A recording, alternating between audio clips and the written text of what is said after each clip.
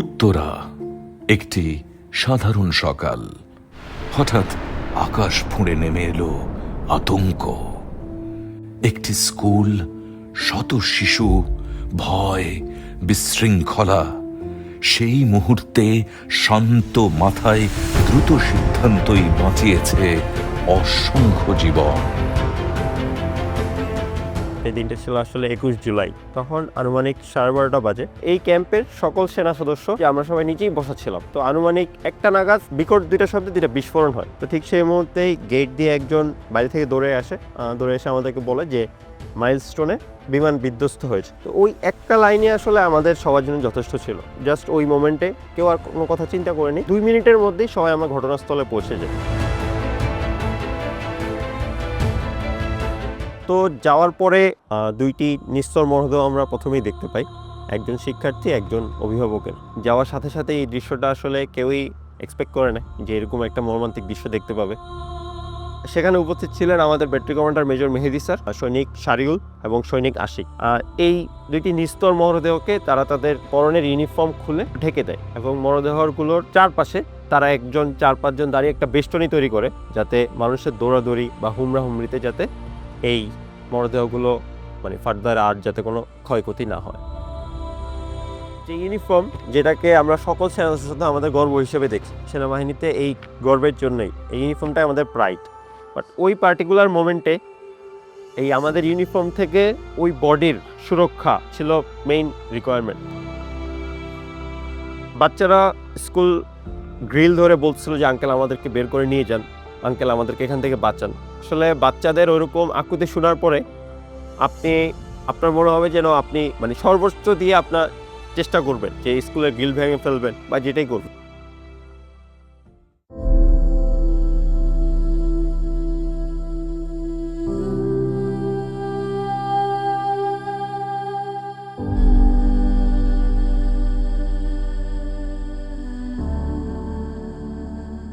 তো সেই ক্ষেত্রে আমরা কি করলাম, আমাদের যে অধিনায়ক ছিল তৎকালীন অধিনায়ক, ওনার নেতৃত্বে আমরা একটা পরিকল্পনা করি খুবই স্বল্প সময়ের মধ্যে।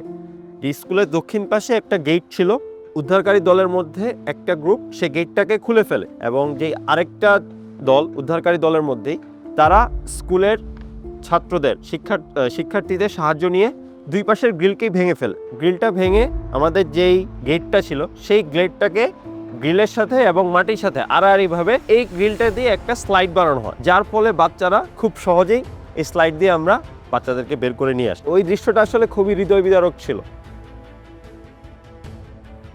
কোনো বাচ্চার বডির আমি দেখতে পাচ্ছি যে 30% পুড়ে গিয়েছে, 40% পুড়ে গিয়েছে, কোনো বাচ্চার 70% পুড়ে গিয়েছে, 80% পুড়ে গিয়েছে। ওই দৃশ্য দেখে সবার চোখ দিয়ে পানি পড়ছিল।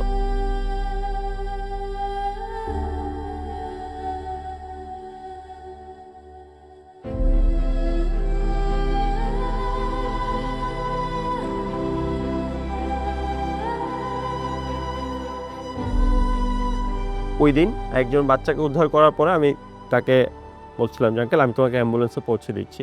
তো সেই শিক্ষার্থী বলছে আঙ্কেল আপনি প্লিজ আমাকে কোলে নেন, আমার মাথা ঘোরাচ্ছে, আমি কিছু দেখছি না।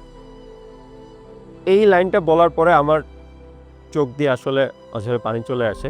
আমি সেই বাচ্চাটাকে, শিক্ষার্থীটাকে কোলে নেই, তাকে কোলে নিয়ে আমি অ্যাম্বুলেন্স পর্যন্ত পৌঁছে দিয়ে আসি।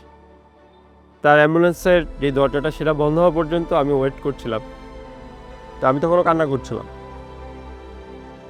আমাদের একজন সেনা সদস্য সৈনিক শাকিল, সে সেই মুহূর্তে কোনো অ্যাম্বুলেন্স পাচ্ছিল না। সে একটা ভ্যান নিজে চালিয়ে একটি বাচ্চাকে হসপিটালে দিয়ে আসে।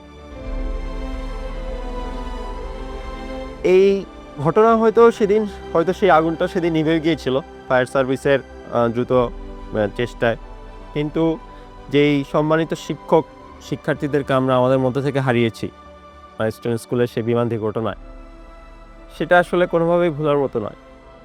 তাদের সেই অভাব আসলে কোনোদিন পূরণ হবে না।